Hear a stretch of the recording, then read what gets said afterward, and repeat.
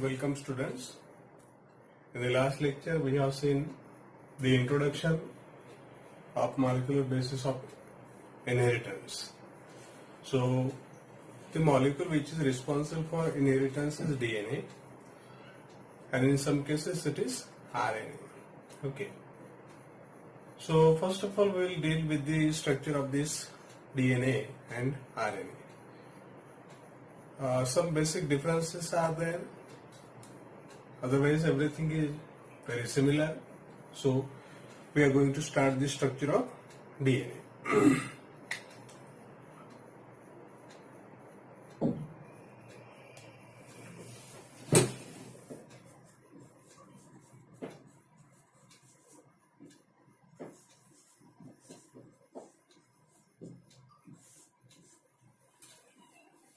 DNA is the polymer of,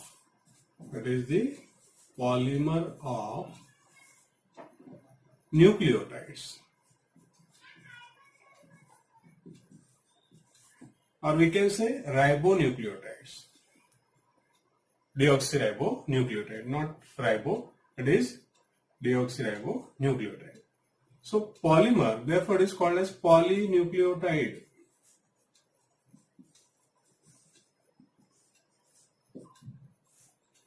As it is the polymer. Whatever it is, the definition is DNA is the polymer, deoxyribonucleic acid is the polymer of nucleotides. They are deoxyribonucleotides, and therefore it is also called as polynucleotide chain. Okay. So nucleotide ये word वहाँ पर आ रहा. What is that nucleotide means? Even if we have studied in the previous standard, that is 11th standard NCERT में हमने ये पढ़ा था, फिर भी इसका लिटिल बिट रिवीजन यहाँ पर बहुत जरूरी है, so that we can continue the topic without any difficulty. So first of all we'll study the formation of nucleotide. Nucleotide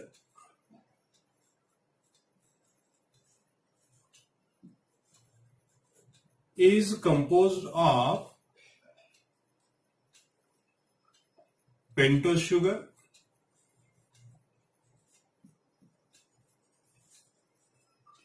plus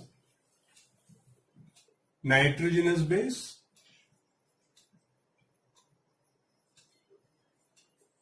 plus phosphoric acid. Okay. These two, pentose sugar plus nitrogenous base, are called nucleoside. And therefore nucleotide is equal to nucleoside plus phosphoric acid. Okay. Now what is that pentose sugar means, and which type of pentose sugar the DNA is having, and what is that nitrogenous base means, इसका detail जानकारी हम लोग लेंगे, and then how the polynucleotide chain is constructed and how the DNA is formed. We are going to study that. Okay. So first of all, we will study the pentose sugar, structure of pentose sugar.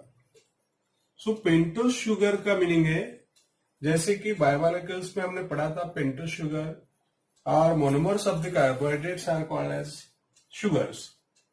They are tri sugar, tetrose sugar, a pentose sugar, hexose sugar, like that. So उसमें से ये pentose sugar है. Pentose sugar का meaning होता है कि it contains 5 carbon. कोई भी pentose sugar होने दो, उसमें 5 कार्बन मिलेंगे. If it is hexose sugar, then 6 carbon. If it is tri sugar, then 3 carbon. So यहाँ पर ये pentose sugar है. So कार्बन का number 5. If we are studying the DNA, तो यहां पर it is having one less oxygen than ribose sugar. Okay. So but ribose sugar और deoxyribose sugar ये दोनों का स्ट्रक्चरल फॉर्मूला हम लोग कंपेयर करेंगे. So it is C5H10O4 deoxyribose sugar. What is the meaning? जितने number of carbons are there उतने number of oxygen are not there. एक ऑक्सीजन लेस है, therefore it is called as deoxy ribose sugar. ये ribose sugar है। अब इसका it is found in ring form. Ring form में ये मिलेगा तो इसके अंदर पोजीशन नंबर 1 इज ऑक्युपाइड और the top position is occupied by oxygen. Then यहां पर होगा carbon number 1, then carbon number 2, carbon number 3, and this is carbon number 4, and therefore carbon number 5 is outside the ring. So ये हो गया 1, 2, 3, 4 and 5. So it is 5 carbon sugar. अब हमें हर जगह पर 2 H मिलेंगे। It means it will have H like this। अगर हम लोग लिखेंगे ऐसा तो H H H H H H, यहां पर H and H, here again H and H। So हर जगह पर 2-2 hydrogen means 5 to the 10। Oxygen का नंबर यहां पर एक लगा देंगे, ऑक्सीजन OH ग्रुप। ओके ठीक है, OH group OH group OH group already O है तो यहां पर CH2OH। ये हो गया स्ट्रक्चर ऑफ पेंटोस शुगर। लेकिन इतना डिटेल हमें कुछ काम का नहीं। तो position of the carbon we have to remember. This is oxygen, carbon number 1, carbon number 2, carbon number 3, carbon number 4 and carbon number 5। So यहां पर जो फॉर्मूला हमने लिखा था उसमें एक ऑक्सीजन लेस था। वो कहां पर लेस था? तो it was less at second carbon. So this is carbon number 1, carbon number 2, यहां पर H एंड OH चाहिए था लेकिन दोनों जगह पर H है। It means one of the oxygen is lacking here. Rest of the carbons are having oxygen also and hydrogen also, but here only hydrogen are there. कौन सी position? Second position. This is first position of carbon, this is second position. Therefore this pentose sugar is called as 2-deoxy ribose sugar. ये इसका नाम है। कौन सी position? Second position. Therefore 2-deoxyriboz। Deoxy means one oxygen is less there as compared to rest of the carbon. Okay, therefore it is called as 2-deoxyriboz sugar. Okay. Then nitrogenous bases की तरफ आएंगे। अब simply I am telling you, यहां पर आपको याद रखना है कि पेंटोस शुगर में हमें 2 टाइप मिलते हैं, एक राइबोज, दूसरा डीऑक्सीराइबोज। तो डीऑक्सीराइबोज हमने लिख लिया। अगर वो राइबोज शुगर है तो यहां पर और एक ऑक्सीजन हमें मिलेगा। डीऑक्सीराइबोज में नहीं रहता, यहां पर अगर है तो that becomes ribose sugar. So ribose sugar is found in RNA। बस इतना ही डिफरेंस है। Therefore the chemical formula of the ribose sugar is C5H10O5 और डीऑक्सीराइबोज का C5H10O4 C5O4 C5O5 ribose C5O4 deoxyribose. Hydrogen तो कॉमन है दोनों में, 10-10। Okay, so this is the structure of pentose sugar. Now we are going to see the nitrogenous bases. So nitrogenous bases are of 2 types. कौन से हैं?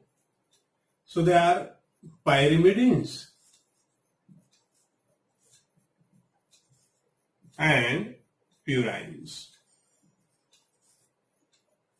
N bases because they contain nitrogen, therefore they are called as nitrogenous bases. So यहां पर भी हम लोग structure of प्यूराइन्स and pyrimidine ये अगर पढ़ने की कोशिश करेंगे वेरी डिटेली तो इट विल बी डिफरेंट। लेकिन एक बात सिंपल है कि pyrimidines are single ring structure, and these are double ring structure. दोनों में क्या डिफरेंस है? Pyrimidines are single ring and purines are double ring structure. Pyrimidines are cytosine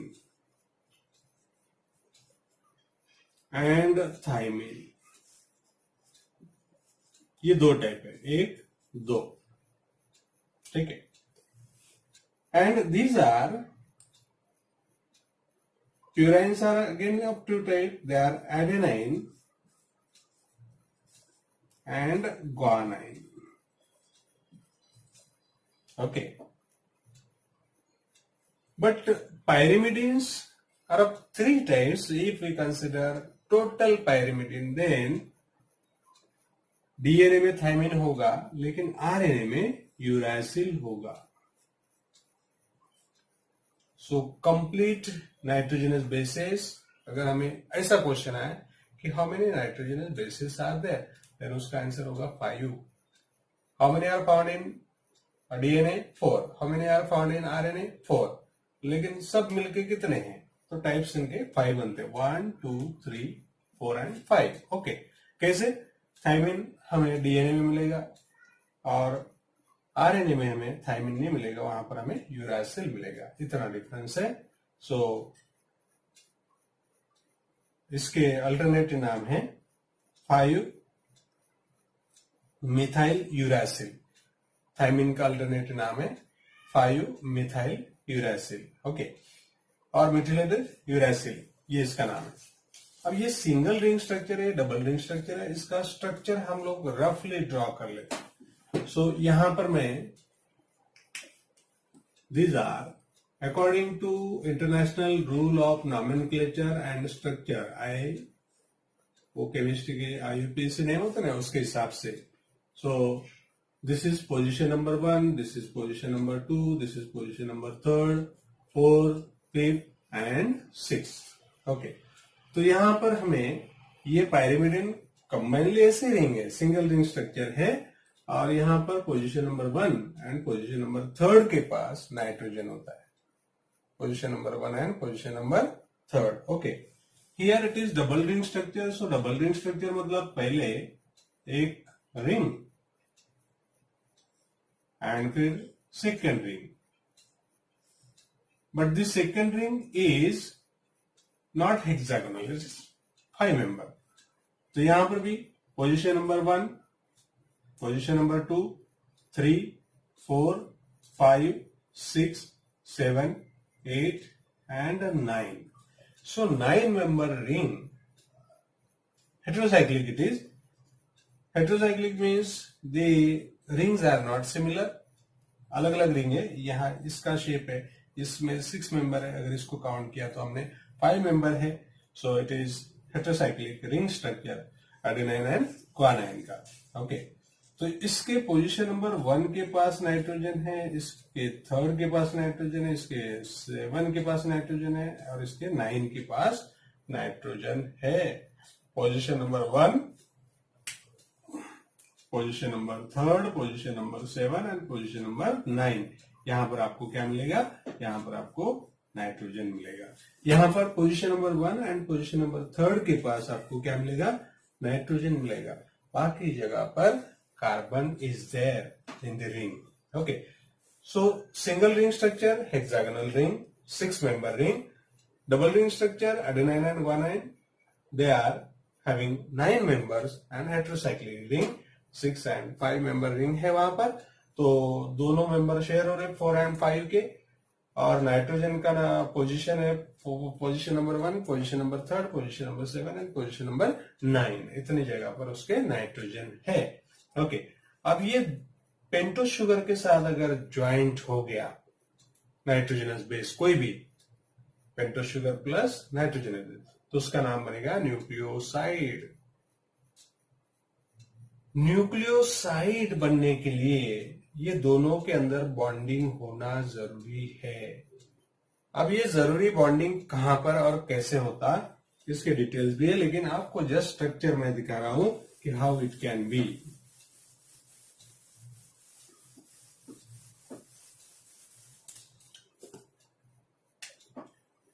we know that this is the pentose sugar, और इसका ये carbon number 1 है, तो carbon number 1 के पास नाइट्रोजनस बेस विल बाइंड और उसका N नाइट्रोजन नंबर 1 इसके साथ उसका बाइंडिंग होगा। पोजीशन नंबर 1 आपको अभी भी मैंने दिखाया था यहां पर कि yes this is position number 1 in case of pyrimidine, 1, 2, 3, 4 and 5। यहां पर जो नाइट्रोजन है इसके साथ उसका बाइंडिंग हो रहा, और ये जो बॉन्ड यहां पर बन गया that is called as N glycosidic bond, glycosidic bond, N glycosidic bond. इसके ऊपर क्वेश्चन आते हैं कि which type of bonding is form there. So here it is carbon number 1 and nitrogen number 1, इसके बीच में जो बॉन्ड फॉर्म हुआ उसका नाम है एन ग्लाइकोसाइडिक बॉन्ड। ओके, अगर वो ये पायरिमिडिन है यहां पर, because it is single ring structure, may be cytosine और थाइमिन, तो इसका नाम बनेगा साइटोसिन न्यूक्लियोटाइड और thymine nucleotide, sorry nucleoside, side बन गया। अब अगर इसके साथ प्यूराइन का बॉन्डिंग हो गया, प्यूराइन, देन प्यूराइन का फॉर्मेशन यहां पर होगा कार्बन नंबर 1 और इसका नाइट्रोजन नंबर 9, इसके बीच में बॉन्डिंग होगा and the bond is same, that is an glycosidic bond. So it will B adenine nucleoside और ग्वानाइन न्यूक्लियोसाइड, दो टाइप के बनेंगे। अगर हम लोग डीएनए की बात करें तो this is cytosine and thymine nucleotide, this is guanine and adenine nucleoside. अब रही तीसरी मायोटी, तीसरी मायोटी इसके कार्बन नंबर 5 के साथ बाइंड होगा, that is phosphoric acid, phosphoric acid H3PO4, H3PO4, तो ये यहां पर बाइंड होगा, तो कार्बन नंबर 5 और फॉस्फोरिक एसिड के बीच में ईस्टर बॉन्ड फॉर्म हो गया। यहां पर जो बॉन्ड फॉर्म हो गया it is called as ester bond, and then ये पूरा जो स्ट्रक्चर बनेगा this is called as nucleotide. अब इसको नाम देंगे न्यूक्लियोटाइड। सिमिलरली यहां पर भी जो हमने प्यूराइन या प्यूराइंस लिए थे यहां पर, तो इसका भी कार्बन नंबर 5 है, इसके साथ अगर फॉस्फेट बाइंड होता that is also called as ester bond and the structure is called as nucleotide now. पहले वो न्यूक्लियोसाइड था, अब बन गया न्यूक्लियोटाइड। ओके, अब न्यूक्लियोसाइड एंड न्यूक्लियोटाइड ये दोनों का डिफरेंस आप लोग जान लेंगे। वेरी सिंपल, एक न्यूक्लियोटाइड यहां पर हम लेंगे नाइट्रोजनस बेस कोई भी, ले थाइमिन, और यहां पर लिया फॉस्फोरिक एसिड, ये दूसरा न्यूक्लियोटाइड। यहां पर लेंगे साइटोसिन और यहां पर लेंगे फॉस्फोरिक एसिड, ठीक है। यहां पर कोई तीसरा लेंगे guanine and here phosphoric acid, ठीक है। ऐसे कर करके हम लोग यहां पर ले सकते हैं। सीक्वेंस कुछ भी रहेगा, we can take here adenine phosphoric acid, ठीक है। अब ये sequence thymine, guanine, adenine, cytosine, it means purine, this is pyrimidine nucleotide, this is pyrimidine nucleotide, this is purine nucleotide, this is purine nucleotide। अगर उनका नाम लेना है तो एडेनाइन न्यूक्लियोटाइड, ग्वानाइन न्यूक्लियोटाइड, और इसको अब नाम देंगे एसिड, जैसे कि thymidylic acid, because phosphoric acid is there, therefore it is called as thymidylic acid. Cytidine और साइटिडिलिक एसिड, गोनिडीन और गोनिडिलिक एसिड, एडेनिलिक एसिड, ऐसे इसके नाम है। अब एक न्यूक्लियोटाइड, दूसरा न्यूक्लियोटाइड, तीसरा न्यूक्लियोटाइड, नेक्स्ट न्यूक्लियोटाइड, इनके बीच में एक एक का अगर बॉन्डिंग हो गया तो यहां पर पोजीशन नंबर 3 है, और थर्ड पोजीशन के पास OH ग्रुप होता, उसका फॉस्फोरिक एसिड के साथ बॉन्डिंग होगा, that is also ester. So ester and ester it becomes diester bonding. कौन सा? Phosphodiester bond. ये दो जो बॉन्ड बन गए यहां पर फॉस्फो डाइस्टर बॉन्ड। सिमिलरली यहां पर third position and phosphoric acid, third position and phosphoric acid, ऐसे लंबी चेन बनते जाएंगे, then it form the polynucleotide chain. But DNA है, वो डीएनए का स्ट्रक्चर हमें देखना है, so it is double standard structure और उसके सारे डायमेंशंस देखने। लेकिन आज के इस पार्ट में हम लोग देख रहे कि पॉलीमर ऑफ न्यूक्लियोटाइड का मीनिंग क्या होता है। तो न्यूक्लियोटाइड कैसे फॉर्म हुआ, अभी अभी हमने देखा, pentose sugar plus nitrogenous base plus phosphoric acid, एक न्यूक्लियोटाइड, दूसरा न्यूक्लियोटाइड, थर्ड न्यूक्लियोटाइड, एक दूसरे के साथ बॉन्डिंग हो गया। यहां पर जो बॉन्ड बना ग्लाइकोसाइडिक बॉन्ड बना, यहाँ पर ईस्टर बॉन्ड बना, यहाँ पर भी ईस्टर बॉन्ड बना, दोनों न्यूक्लियोटाइड के बीच में दो दो ईस्टर बॉन्ड है, therefore it is called as phosphodiester bond. ऐसे लंबी चेन फॉर्म होगी, then it is called as polynucleotide chain. Okay, अब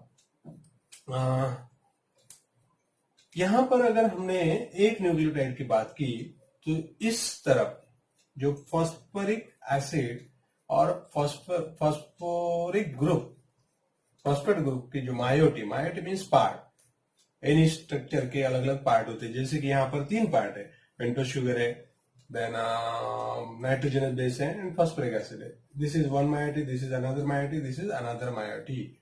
सो ये तीनों मायोटी का मिलके हमें न्यूक्लियोटाइड बना दिया। तो यहाँ पर 5th कार्बन है शुगर का और इधर है 3rd कार्बन। 3rd कार्बन के साथ दूसरा फॉस्फोरिक एसिड का बॉन्डिंग हुआ और 5th की तरफ पहले वाले का हुआ। सो इधर के एंड में हमेशा जो फॉस्फोरिक एसिड या फॉस्फेट ग्रुप होगा, it will be attached to the 5th carbon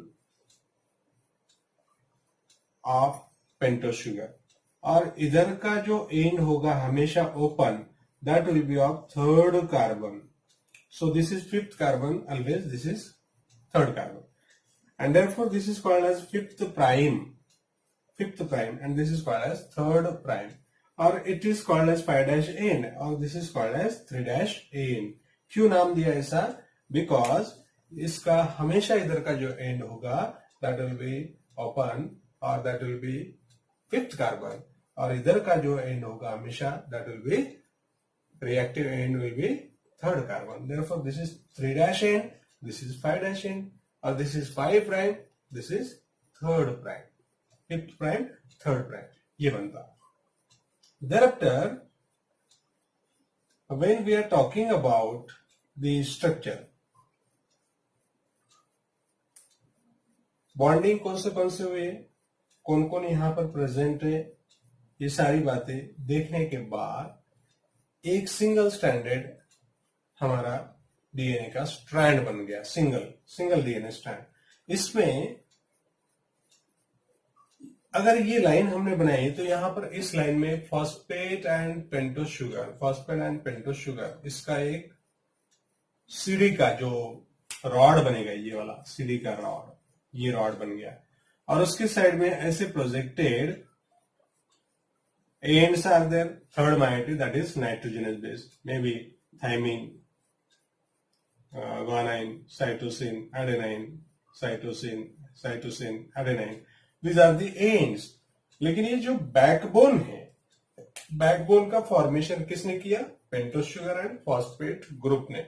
so backbone of the DNA is form by pentose sugar and phosphoric acid, that is phosphate group, whereas these are the projected structure, that is nitrogenous bases are not contributing the backbone, they are forming the projections toward the one side. So these are projections and these are the backbone. So backbone को attach कौन है? nitrogenous bases है। अब दूसरा stand construct करेंगे and फिर इसके dimensions और ये जो स्ट्रक्चर बनाया इसके लिए नोबेल प्राइज मिला, क्यों मिला, किसको मिला, कैसे मिला, we are going to discuss after that. So this is the structure.